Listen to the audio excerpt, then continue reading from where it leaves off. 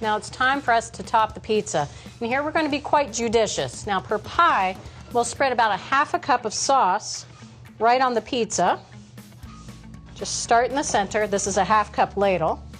And spread out the sauce until you reach just the outer 1/4 inch edge of the pizza. We don't want to get sauce on our handle there.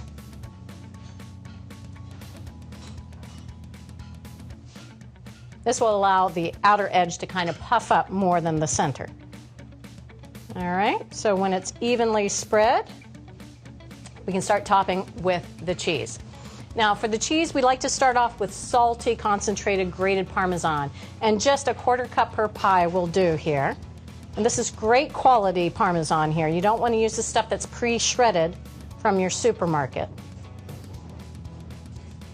Just make sure it's evenly spread out. And then we can top it with shredded mozzarella. Now for each pie, we're using a cup. And we like to use whole milk mozzarella here. Has a great creaminess to the pie. As you can see, it's not a lot. We're not loading it up too much. All right, so that's it for our basic thin crust pizza. But what happens if you'd like to add some toppings? Well, there are a few rules to follow. Now, for hearty vegetables such as onions, peppers, or even mushrooms, we aim to use no more than 6 ounces total per pie. And the vegetables should be sliced very thin and pre-cooked. Either a light sautéing or a quick microwaving with a little bit of olive oil just for a minute or two should soften them up and rid them of excess moisture. And then you just scatter them right over the top. There we go.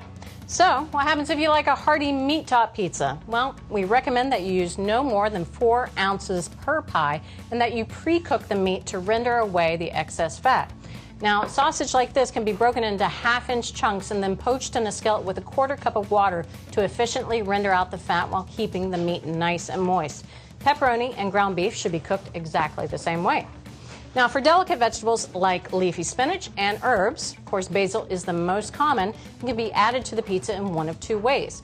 You can either place the leaves right underneath the cheese before baking to protect them from browning, or you can scatter them over the baked pie right out of the oven.